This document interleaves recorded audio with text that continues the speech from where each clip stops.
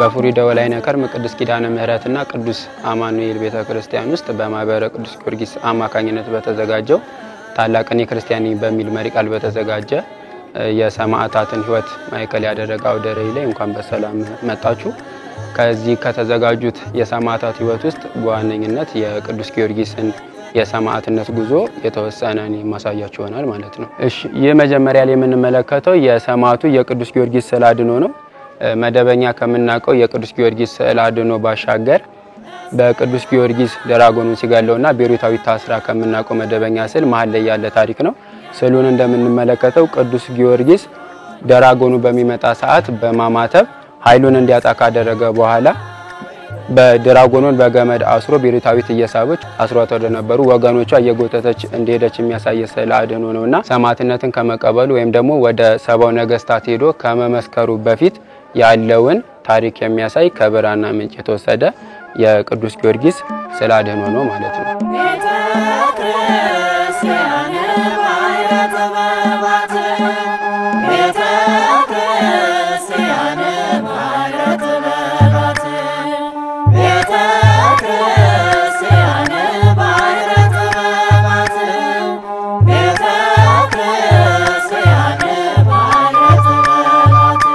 ሁለተኛ የምናገኘው ደግሞ ከጀርባ የምንመለከተው ስዕለ አድኅኖ ቅዱስ ጊዮርጊስ ወደ ሰባው ነገስታት ንግስናን ለመቀበል በሚሄድበት ሰዓት እነዛ ሰባ ነገስታት እንግዲህ ጣዖታትን እያመለኩ ህዝቡንም ክርስቲያኖችንም እያሰቃዩና እያስገደዱ ነበር ያገኛቸው።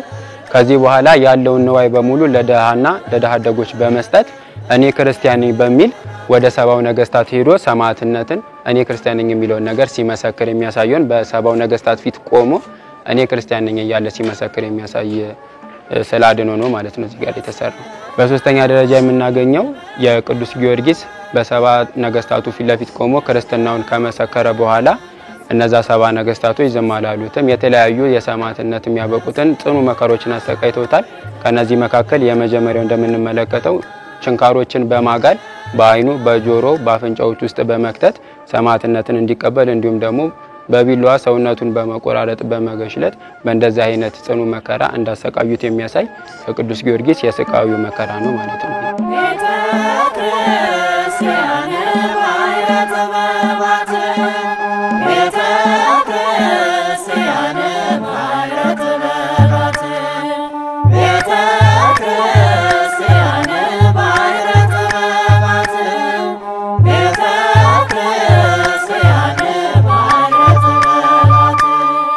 ማህበራችን ማህበረ ቅዱስ ጊዮርጊስ ከተመሰረተ ወደ 10 አመታትን እንግዲህ ያስቆጥሯል። ባለፈው ሚያዝያ 10 አመቱን አክብሯልና በእነዚህ 10 አመታት ውስጥ እንግዲህ ያው እድሜያችን ከ24 እና ከዛ በታች ያለንን አብዛኞቻችን እንግዲህ 10 አመታትን ከዚህ ላይ ስንቀንስ ብላቴኖች እንደነበርን ማሰብ ቀላለውና በእነዚያ ጊዜያቶች ውስጥ ግን በተቻለን መጠን ቤተክርስቲያንን ሊያገዙ የሚችሉ በቤተክርስቲያን ውስጥ ከምንጣፍ ማንጠፍ ዲኮር መስራት ባንዲራን ከመስቀል በዘለለ የበገና ትምህርት ቤትንና ወደፊት ደግሞ የስዕል ትምህርት ቤትን በማቋቋም ቅድስት ቤተክርስቲያኖችንን የሚወክሉ ትውልዱን ሊያተርፉ የሚችሉ ትውልዱ በኪነ ጥበብ በታገዘ መንገድ ቤተክርስቲያንን የሚያገለግልበት መንገድ ለመፍጠር እየተንቀሳቀሰ ወይም ደግሞ እየሰራ ያለ ማህበር ነው ማለት ነው።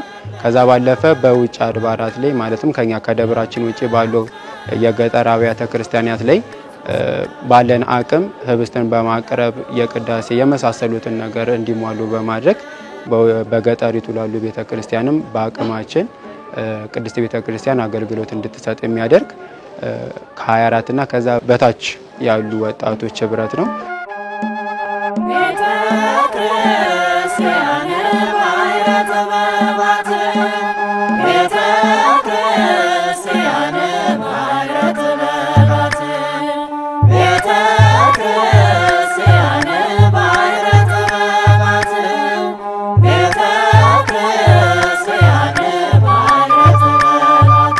የምናገለግልበት ደብር የፉሪ ደወል አይነ ከርም ቅዱስ ኪዳነ ምህረትና ቅዱስ አማኑኤል ቤተክርስቲያን ይባላል። መገኛው ከጋርመንት አለፍ ብሎ በሰፈራ በሚባለው አካባቢ ነው የሚገኘው። በዛ ውስጥ ነው ማህበራችን የተመሰረተ። ይህንን አውደ ርዕይ ስናስብ እኔ ክርስቲያን ነኝ የሚለውን ሞት የሰጠንበት ምክንያት ሰማዕታትን ለመዘከር ስለወደድን ነው። ከዛም ስናስብ ስለ ሰማዕታት በሰይፍ መሰየፍ የተለያዩ ተጋድሎችን የሚጋደሉ ጽዋዕተ መከራዎችን የሚቀበሉት አንድ ቃል በመናገራቸው ነው። እሱም ደግሞ እኔ ክርስቲያን ነኝ ብለው በመመስከራቸው ማለት ነው። ስለዚህ ሰማዕታትን እንደመዘከራችን እኔ ክርስቲያን ነኝ ብለን ከዛ መንገድ ወስደናል ማለት ነው። ከዛ ባለፈ ግን ይሄ አውደ ርዕይ ሲዘጋጅ የራሱ የሆነ አካሄድ አለው፣ እንዲሁም ደግሞ የራሱ የሆነ ደግሞ ዓላማ አለው። የመጀመሪያው ጌታችን መድኃኒታችን ኢየሱስ ክርስቶስ ለሰማዕትነት ባርኮ ቀድሶ መስጠቱን ከማሳየት ጀምሮ የተለያዩ የቅዱሳን ሰማዕታትን ሕይወት የሚዳስስ ስዕላት ተዘጋጅተዋል። እነዚህ አውደ ርዕይ መጨረሻ ላይ እንግዲህ ሰዎች ያሉትን ተጋድሎች ቅዱሳኑ ያሳለፋቸውን መከራዎች፣ የጾም የጸሎት የመሳሰሉትን ነገሮች ከተመለከትን በኋላ በዘመኑ ያለን እኛስ ክርስቲያን በጸሎት ሕይወት በንስሐ ሕይወታችን በጸሎት በመሳሰሉት ምን ላይ ነው ያለነው፣ እንደ ክርስቲያን አሁን ላይ ምን አይነት ሕይወት ነው እየኖርን ያለነው የሚለውን ነገር መዝነን የወደፊት የመንፈሳዊ ሕይወት መንገዳችንን የምናቀናበት ሁኔታ እንዲፈጠር በስዕል የስብከት መርሃ ግብር የተዘጋጀበት ሁኔታ ነው ያለው ማለት ነው።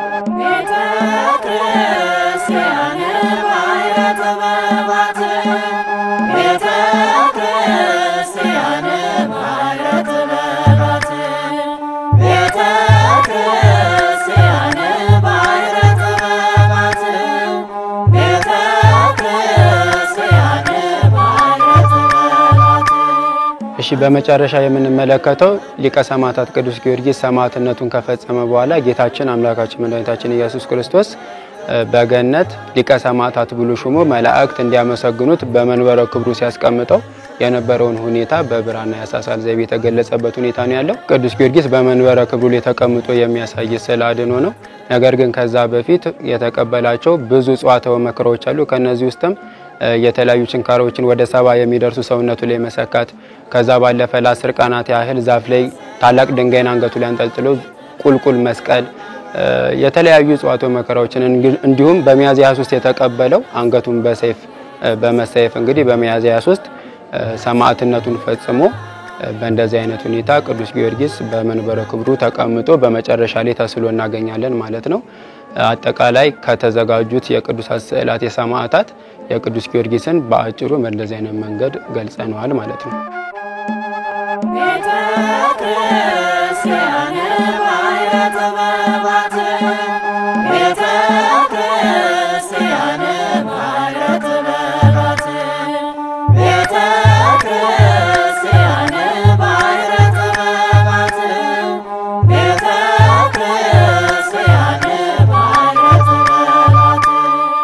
እዚህ ጋር እንደምንመለከተው እንግዲህ ይሄ ባነር አውደ ርዕዩን የቅዱሳኑን ሕይወት ከተመለከትን በኋላ ሰዎች ከቅዱሳኑ ሕይወት ራሳቸውን አነጻጽረው እኔ ክርስቲያን ነኝ ብለዋል። ነገር ግን እንደ ጥያቄ አድርገነው እኔስ ምን ላይ ያሉት በጸሎት ሕይወት ጸሎት እንግዲህ ለማንኛውም የክርስትና ሕይወት ለየትኛውም አገልግሎት የመጀመሪያው ነገር ነው።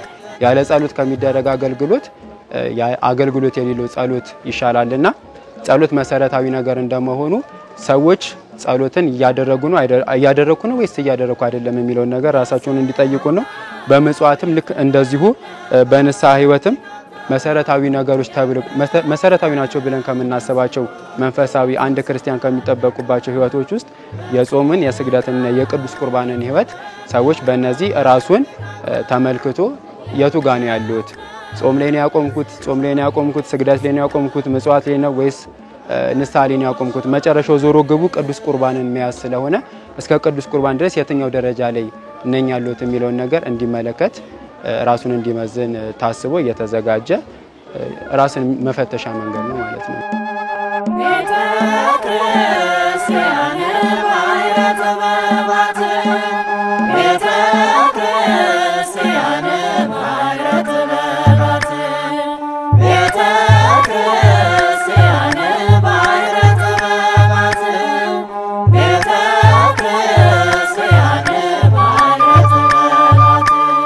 ከዚህ በመቀጠል እንግዲህ የሰማዕታቱን ታሪክ ከሰማን በኋላ አሁን ላይ የምንመለከተው የምናገኛቸው ስዕላት ደግሞ ለኮታቦኑ ቅዱስ ሚካኤል ቤተክርስቲያን አማሃ ተደርገው የሚሰጡ ቅዱሳን ስዕላት ሲሆኑ ከዚህኛው ስዕል በመቀጠል እንግዲህ የምንመለከታቸው ይሆናል ብዬ አስባለሁ ማለት ነው።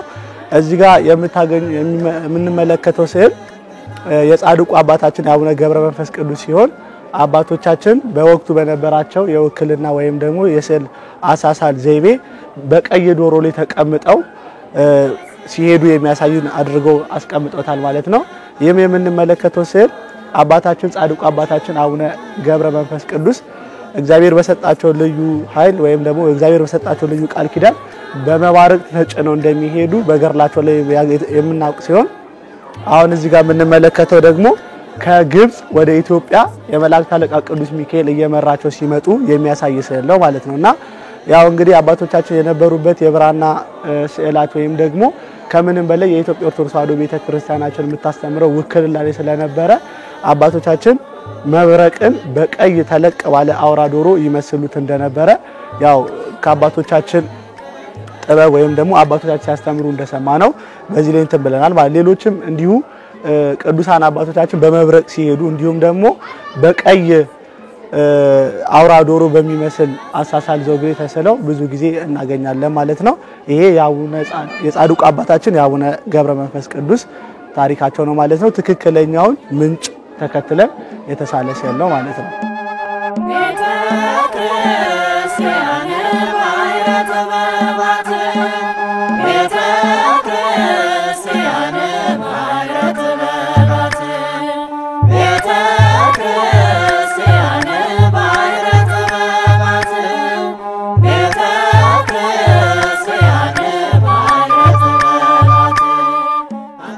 እሺ ተመለከቷቸው አባት አቡነ እስትንፋሰ ክርስቶስ ይባላሉ። አቡነ እስትንፋሰ ክርስቶስ የስማቸው ትርጓሜ አብ ወልድ መንፈስ ቅዱስ እስትንፋስ ማለት ነው።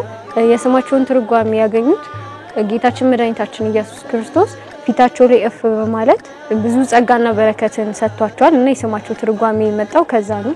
አቡነ እስትንፋሰ ክርስቶስ በሚጸልዩበት ጊዜ መጀመሪያ ላይ የጸሎታቸው መጀመሪያ የሚያደርጉት የእመቤታችንን ስም በመጥራት ነበር የሚጸልዩት። እመቤታችን ቅድስት ድንግል ማርያም በጣም ይወዷት ስለነበር ከጸሎታቸው መጀመሪያ ሁሌም የሷን ስም ይጠሩ ነበር። እንደምንመለከተው እመቤታችን ቅድስት ድንግል ማርያም በመላእክት ተከባ ከሰማይ ወርዳ በሚጸልዩበት ጊዜ እንደምታቅፋቸው እንደምታዝላቸው የሚያሳይ ስዕል ነው። አቡነ እስትንፋሰ ክርስቶስ ለ9 ዓመት በባህር ውስጥ በጭንቅላታቸው ቆመው ጸሎት አድርገዋል። አገራችን ኢትዮጵያን ከጌታችን ከመድኃኒታችን ከኢየሱስ ክርስቶስ ለማማለድ ጸሎትን ያደርጉ ነበር። በመጨረሻም ጌታችን መድኃኒታችን ኢየሱስ ክርስቶስ ተገልጦላቸው እርሱ ከመነኮሳት ሁሉ ታላቅ የሆኑ አባት ነው፣ ኢትዮጵያን መርይላችኋለሁ ብሎ ኢትዮጵያን እንደማራት ይነገራል።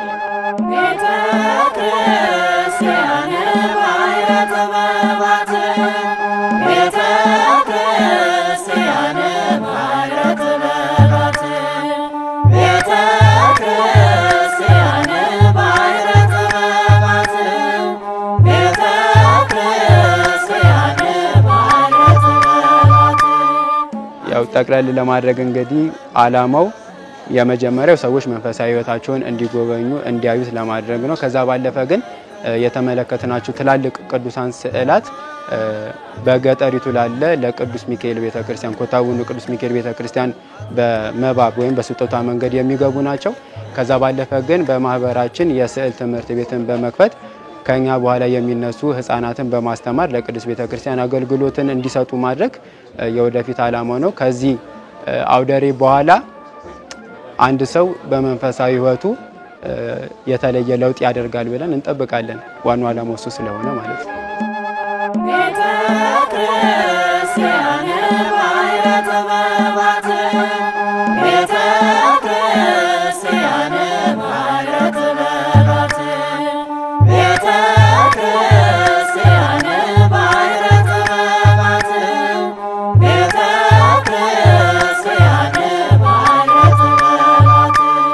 እሺ ከዚህ በመቀጠል ደግሞ እዚህ ጋር የምናገኘው ስዕል ኢትዮጵያዊው ቅዱስ ወይም ደግሞ ሊቁ ማህሌታይ ቅዱስ ያሬድ ሲሆን እዚህ ጋር ዘወትር ከምናየው ያሳሳል ዘውግ ትንሽ ለየት ባለ መልኩ የተሳለ ነው ማለት ነው። ብዙ ጊዜ ያሬድ ማህሌታይን የምንመለከተው በነጭ አልባስ ሆኖ ጫፉ ላይ ነጭ ጥለት ወይም ደግሞ አረንጓዴ ቢጫ ቀይ ጥለት ያለበት ሲሆን ማህሌት ውስጥ ዝማሜን እየዘመመ ወይም መቋሚያ ጸናጽሎችን ይዞ በማህሌት ውስጥ እግዚአብሔርን ሲያመሰግን የሚያሳይ ስዕል ነው ዘወትር ብዙ ጊዜ በማህሌቶቻችን ውስጥ የምናየው። ከዛ በዘለለ ደግሞ እንዲሁም ከአጼ ገብረ መስቀል ጋር ሆኖ በተመስጦ ሆኖ ሲያዜም ነው በበርካታ ጊዜ የምንመለከተው ማለት ነው። ይሄን አሳሳል ዘውግ ደግሞ እንደተባለው ጥንታዊውን የብራና አሳሳል ዘውግ ተከትሎ የመጣ ሲሆን እንደምታዩት እንግዲህ በዚህ መልኩ የተሰራ ነው ማለት ነው። እዚህ ጋር ከታች የምንመለከታቸው ዋሊያዎቹ ሊቁ ቅዱስ ያሬድን ይራዱት ዘንድም ያገለግሉት ዘንድም ከገነት የመጡ እንስሳዎች ሲሆኑ ለቅዱስ ያሬድ ተልእኮተ ምስጢር አገልጋዮች የሆኑ ዘንድ ከገነት እንደመጡ ይነገራል ማለት ነው። እንደምታዩት እንግዲህ የቅዱስ ያሬድ ድርሰቶችን ወይም ደግሞ የጸሎት መጽሐፎችን በጀርባቸው ተሸክመው የሚያሳይ ስራ ነው ማለት ነውና ይህ እንግዲህ በበርካታ አባቶቻችን ሲነገር እንደሰማ ነው የነዚህ የዋሊያዎቹ ብርቅዬነትም ለምሳሌ መገኛቸውም ብዙ ጊዜ በሰሜን ተራራዎች እንደሆነ ይነገራልና ከሰሜን ተራራ ውጪ በተለያዩ ጥናቶችም አዲስ አበባ ላይም ለማምጣት ተሞክሮ ነበር። ከዛም ወደ ውጪ ወደ ተለያዩ ሀገራትም ደግሞ ለመውሰድ የተሞከረበት አጋጣሚ ነበር። ነገር ግን ከዛ ከሰሜን ተራራ ውጪ መኖር እንደማይችሉ አንዳንድ ጥናቶች ይናገራሉ ማለት ነውና በዋናነት ግን የነዚህ የዋሊያዎቹ እዚህ ጋር መቀመጣቸው ወይም ደግሞ የዋሊያዎቹ መገኘት ለቅዱስ ያሬድ የተልእኮተ ምስጢር ወይም ደግሞ እሱን ለማገልገል ከገነት የመጡ እንደሆነ ያስረዳል ማለት ነውና በዚህ መልኩ ዘወትር ከተለመደው ይሄኛውን የታሪክ ክፍል ለመናገር ታስቦ የተዘጋጀ ሲሆን እዚህ ጋር የምታያቸው ደግሞ ሶስቱ እዝል፣ ግዕዝና አራራይ ዜማዎችን ለቅዱስ ያሬድ ያመለከቱት ወይም ደግሞ ቅዱስ ያሬድን ወደ ሰማይ እንዲነጠቅ ያደረጉበት መንገድ ነው። ያው እዚህ ጋር ዘወትር ደግሞ የምናገኘው አጼ ገብረ መስቀልን ካገለገለ በኋላ ለአጼ ገብረ መስቀል አንድ ጥያቄ ጠይቋቸው ነበርና በዛም ጥያቄያቸው መሰረት ወደ ጣና ሐይቅ ሄደው በዛ ለረጅም ጊዜ በጸሎት እንደቆዩና በዛ ሲያገለግሉ ጊር ሲያገለግሉ እንደነበረ ነው። በዚህ በኩል የምንመለከተው ደግሞ የሰሜን ተራራ ሲሆን ሊቁ ቅዱስ ያሬድ የተሰወረበት በጸሎት የተሰወረበት ስፍራን ያመለክትልናል ማለት ነው። ሌላው እንደምታዩት ደግሞ ያው ኪትሏን ደግሞ ያው ቅዱስ ያሬድ ትምህርት አልሰርጽ ብሎት እጅግ በጣም ብዙ እንደተፈተነ ያው ዘወትር የሚተረክ የሚነገር ታሪክ ስለሆነ ይታወቃልና ያንን 7 ጊዜ ስትወርቅ 6 ጊዜ ስትወርቅ በሰባተኛው እንደተሳካላት የሚያሳይ ሲሆን ከዚህ ችትል መውደቅና መነሳት ትልቅ መንፈሳዊ ትምህርትን ተምሮ ሲሸሽ የነበረው ቅዱስ ያሬድ ተመልሶ ትምህርቱን ጠንክሮ እንደተማረና ዛሬ ላይ ለዚህ ታላቅ ምስጢር የበቃ ታላቅ አባታችን ነው ማለት ነው። እንግዲህ በዚህ መልኩ ለመስራት ሞክረናል። ይሄንን ይመስላል እንግዲህ ቅዱስ ያሬድ ታሪክ። ቤተ ክርስቲያን ባይረተ በባት ቤተ ክርስቲያን ባይረተ በባት ቤተ ክርስቲያን ባይረተ በባት ቤተ ክርስቲያን ባይረተ በባት ሰማዕትነት ሲባል እንግዲህ ራሱን ችሎ በሶስት የሚከፈለው የነጭ ሰማዕትነት አለ፣ የአረንጓዴ ሰማዕትነት፣ የቀይ ሰማዕትነት ወይም የደም ሰማዕትነት አለና ምንም እንኳን በጸሎት በጾም የተጋደሉ አባቶች ቢኖሩም በሰማዕትነት ደም በማፍሰስ የተጋደሉትን ራሳቸውን ችለን በመጀመሪያው ጉብኝት ላይ አድርገናል። በሁለተኛው ጉብኝት ግን በጾም በጸሎት በስግደት በመሳሰሉ ተጋድሎች ሲጋደሉ የነበሩ አባቶችንም እንዲሁ በሰማዕታትነት ምስክር ማለት ስለሆነ ጠቅልለን አቅርበናቸዋል ማለት ነው። ነገር ግን እነዚህ ውስጥ የምናያቸው ቅዱሳት ስዕላት ቅድም እንደተናገርኩት ለገጠሪቱ ቤተክርስቲያን መባ ተደርገው የሚሰጡ እንደመሆናቸው ሳይዛቸውም የተሰሩበትን መንገድ ራሱን ችሎ እንደ ሁለተኛ ክፍል ተደርጎ የተዘጋጀበት ሁኔታ ነው ያለው ማለት ነው። ቤተ ክርስቲያን ባይረተ በባት ቤተ ክርስቲያን ባይረተ በባት ቤተ ክርስቲያን ባይረተ በባት ቤተ ክርስቲያን ባይረተ በባት እናታችን ቅድስት ጸበለ ማርያም በኢትዮጵያ በስድስተኛው ሺህ ክፍለ ዘመን የነበረች እናት ናት። በ8ኛው ሺህ ክፍለ ዘመን የተገለጠች ኢትዮጵያዊት ጻድቅ ናት። የእመቤታችን የቅድስት ድንግል ማርያም ስም ያዘች ጌታችን መድኃኒታችን ኢየሱስ ክርስቶስ በደሃ ሰው ተመስሎ በሚለምንበት ጊዜ ቁራሽ የሰጠች አብናማዊት እናት ናት። እናታችን ቅድስት ጸበለ ማርያም እዚህ ጋር የምንመለከተው ስዕል የምትጸልይበት የሚያሳይ ነው። እዚህ ጋር የምናየው ሰንሰለት ብዙ ገዳማውያን አባቶቻችን ወገባቸው ላይ ወፈፍራም ሰንሰለቶችን እየታጠቁ ይጸልዩ ነበር እና እናታችን ቅድስት ጸበለ ማርያም ይሄን ወፍራም ሰንሰለት ወገቧ ላይ ታጥቃ በምትጸልይበት ሰዓት ሙቀት ሲሆን በሙቀቱ ግለት እንዲያቃጥላት፣ ቅዝቃዜ ሲሆን ደግሞ ቅዝቃዜው አጥንቷ ድረስ ገብቶ እንዲሰማት አድርጋ ትጸልይ ነበር። ከስር የምንመለከታቸው ነብሮች ናቸው። እናታችን ቅድስት ጸበለ ማርያም የሷን የእግሯን ትቢያ እየላሱ የሚኖሩ ነብሮች ናቸው። እሷ የቆመችበት የጸለየችበት ቦታ ሁሉ ለነዚህ ለአናብስት ምግብ ይሆናቸው ነበር። ባለ ሲመቷ መስከረም 18 ቀን በታላቅ ድምቀት ይከበራል። እናታችን ቅድስት ጸበለ ማርያም ስዕለትን ሰሚ እናት መሆኗ ይነገራል። ቤተ ክርስቲያን ባይረተ በባት ቤተ ክርስቲያን ባይረተ በባት ቤተ ክርስቲያን ባይረተ በባት ቤተ ክርስቲያን በዚህ ስራ ላይ የተሳተፉት እንግዲህ በዋነኝነት 3 ሰዓሊያን አሉ። በዋነኝነት በመያዝ የፈጀው ጊዜ 5 ወራት ያህል በስራ አሳልፈናል። በዋነኝነት 3 ሰዓሊያን አሉ። ከዛ በተጨማሪ ግን በመምጣት በመሄድ ውስጥ ደግሞ ሲጨምሩ የራሳቸውን አገልግሎት ሲያደርጉ የነበሩ ሰዓሊያን አሉ። ሰዓሊዎቹ እንግዲህ ራሳቸውን ችለው በሐመረ ብርሃን የቅዱሳት ስዕላት ማሰልጠኛ ተቋም በማህበረ ቅዱሳን በሌላም ቦታ የተማሩ ናቸው። እንዲሁም ደግሞ አሁን ላይ በቲኤምኤስ ደግሞ የአካዳሚክሱን እየተማሩ ያሉ ሰዓሊያን አሉ። የመጀመሪያው ነገር እንግዲህ ስዕል መስራት ወይም ደግሞ ትውፊቱን ወደ ኋላ ተመልሰን ማምጣት ሲባል ትውፊቱ በዚህ ጊዜ ላይ በጣም ብዙ ሰዓሊያን አሉ። ነገር ግን የበፊቱን ትውፊት ማለት ስዕላት ከመሳላቸውና ከማለቃቸውም ጋር ተያይዞ የጸሎቱ የንስሐው የመንፈሳዊ ህይወቱም አብሮ አንዱ ትውፊት ነውና ያንን የጠበቀ ሰዓሊ ማፍራት አሁን ላይ ተግዳሮት ነው። በስዕል ዙሪያ ላይ ያሉ ሰዎች ወደ ስዕሉ ሲመጡ እነዚህን መንፈሳዊ ተግባራትን ይዘው የጾሙን የጸሎቱን የስግደቱን ህይወት ይዘው ከዛም ባለፈ ግን የስዕል ጥበቡንም በተቻላቸው መጠን አሳድገው እንዲመጡ በእንደዚህ አይነት ህይወት የሌሉ ነገር ግን ስዕሉ ላይ ያሉ ሰዎች ደግሞ ህይወታችን ወደ እንደዚህ አይነት መንገድ በመቃኘት ቅድስት ቤተክርስቲያንን እግዚአብሔር በሚፈልገው መንገድ ለማገልገል ልባቸውን እንዲያቀኑ መልእክቴን አስተላልፋለሁ ማለት ነው። ቤተ ክርስቲያን ባይረተ በባት ቤተ ክርስቲያን ባይረተ በባት ቤተ ክርስቲያን ባይረተ በባት ቤተ ክርስቲያን ባይረተ በባት። ከዚህ በመቀጠል ግን እዚህ ጋር የምንመለከተው ስዕል አምላካችን መድኃኒታችን ኢየሱስ ክርስቶስ በዘመነ ስጋዌው ወደዚህ ምድር ከመጣ በኋላ ለሰው ልጆች ሲል በርካታ ጽኑ የሆኑ መከራዎችንና ሕማማቶችን እንደተቀበለ ይታወቃልና ከነዛም እጅግ ልብን ከሚሰብሩ ከሚያደሙ ከሚያሳምሙ በርካታ ሕማማቶች መካከል አንደኛው ይሄ ነው። ይሄም እንደምትመለከቱት እንግዲህ ጌታችን መድኃኒታችን ኢየሱስ ክርስቶስ በሐና ፊት ቆሞ ክስ ሲመሰረትበትና ለ38 ዓመት ታሞ የነበረው ድውይ የነበረው መጻጉዕ ፊቱን ሲጻፋው የሚያሳይ ስዕል ነው ማለት ነውና ከምንም በላይ የዚህ ስዕል ህመሙ ምንድነው?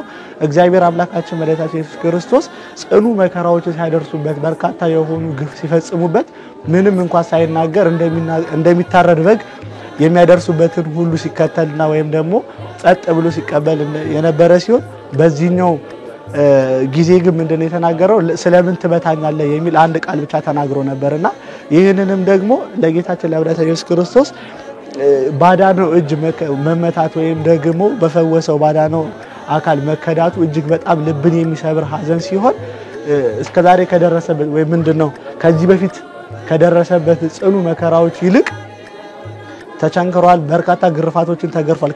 ከዛው ላይ ይልቅ ግን ባዳነው በፈወሰው ለ38 ዓመት ታሙ በነበረው በዚህ መጻጉዕ ፊቱን ሲጻፉት ግን እጅጉ ልቡ ተሰብሮ ስለነበር ወይም ደግሞ የልብ ሐዘኑ በጣም ተሰምቶ ስለነበር ስለምን ትበታኛለህ የሚል ቃልን የተናገረበት ቦታ ነውና ከሁሉም ስዕላቶች ውስጥ ትልቁን የጌታችን ኢየሱስ ክርስቶስን ሕማም ይገልጻል ብለን አስበን የሞከረው ግን ያ ሁሉ ቢሆን ኢየሱስ ክርስቶስ ለኛ የከፈለን ዋጋ ይገልጻል ማለት ግን አይደለም ማለት ነውና ከሁሉም ህማማቶች በተለየ ይሄኛው ህማም ልብን የሚሰብር መሆኑን ለማስረዳት አስበን ያዘጋጀነው ነው።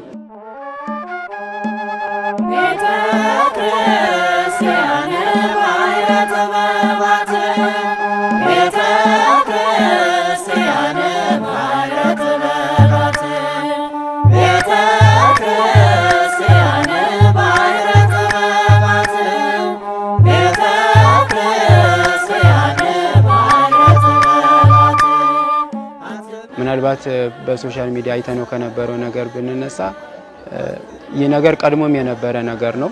ምናልባት አይኮኖክላስት የሚባል ዘመን ነበረ። ስዕላትን በጣም ይጠሉና ይቀዱ ያጠፉ የነበሩ ሰዎች፣ ነገር ግን ይህ ነገር የሚፈጠረው የስዕላትን ስለ ቅዱሳት ስዕላት ግንዛቤ ካለመኖር ካለማወቅ የሚመነጭ ስለሆነ ቅድስት ቤተክርስቲያኒቱ ወጥ የሆነ የራሷ የንዋየ ቅድሳት ማምረቻ ቅዱሳን ስዕላትም ራሳቸውን ችለው አንድ ንዋየ ቅድሳት እንደመሆናቸው በበላይነት ቤተክርስቲያኒቱ የምትመራው የንዋየ ቅድሳት ማምረቻ ማስተማሪያ ማሰልጠኛ ተቋም ቢኖራት ከግንዛቤ እጥረት የሚፈጠሩ ነገሮች ስለሆኑ አብዛኞቹ ነገሮች ከግንዛቤ ቢሰጣቸው ማሰልጠኑ በስፋት ቢሰጥ ለነዚህ ተግዳሮቶች ብዙ ለምንጠቅሳቸው ተግዳሮቶች መፍትሄ ሆኖ መቅረብ የሚችለው ቤተክርስቲያኒቱ የራሷ የሆነ የማሰልጠኛ ራሷ የምትቆጣጠረው ተቋም ቢኖራት ብዙ ተግዳሮቶች ይፈታሉ ብዬ አስባለሁ። እንደኔ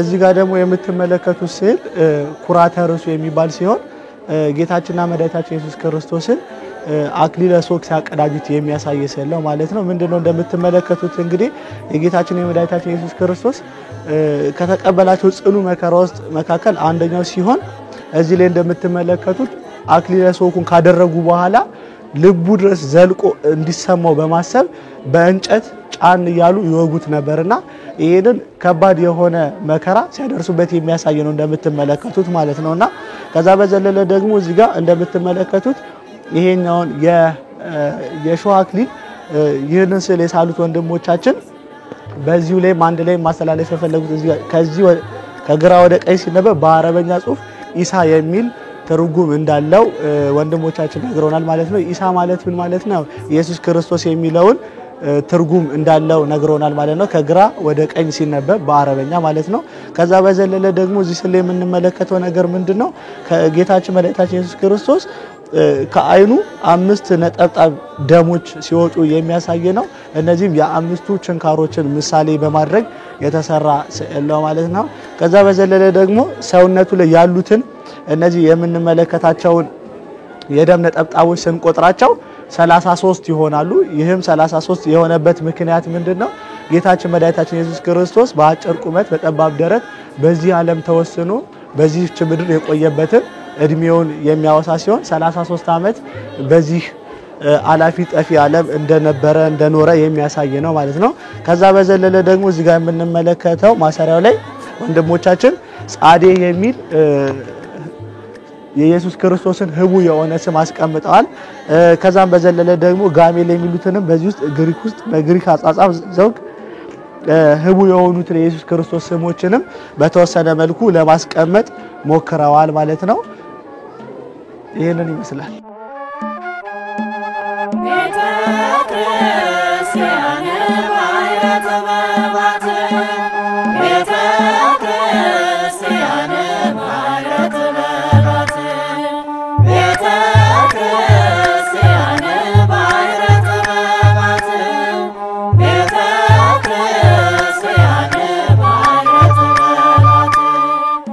ምእመናን በዚህ ሂደት ውስጥ እንግዲህ መግዛት ያለባቸውን መስራት ያለባቸውን ቅዱሳት ስዕላትን ታሪካቸውን የመጡበትን መንገድ አሁን እንዴት እንደምንጠቀማቸው በስፋት በመረዳት እንዲገዙ ከዛም ባለፈ ግን በእኛና በውጪዎቹ መካከል ያለውን የስዕላት አንድነትና ልዩነት በመረዳት የሀገራቸውን ዘውጋቸውን ትውፊታቸውን እንዲያስቀጥሉ ትኩረት ሰጥተው እንዲመለከቱት ለእያንዳንዱ ምእመን እንግዲህ የራሱን የቤት ስራ እንዲወስድ መልእክት ማስተላለፍ እንግዲህ ያው አንዱ መንገድ ነው።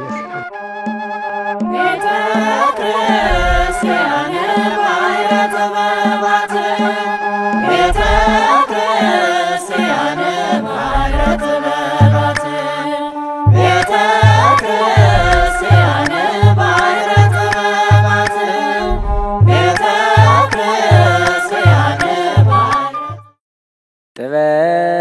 ጥበብሰ መድኃኒነ ውእቱ ዘቤዘወነ በጥብሐ ሥጋሁ ወተሳየጠነ በንዝሐተ ደሙ ወሃደየ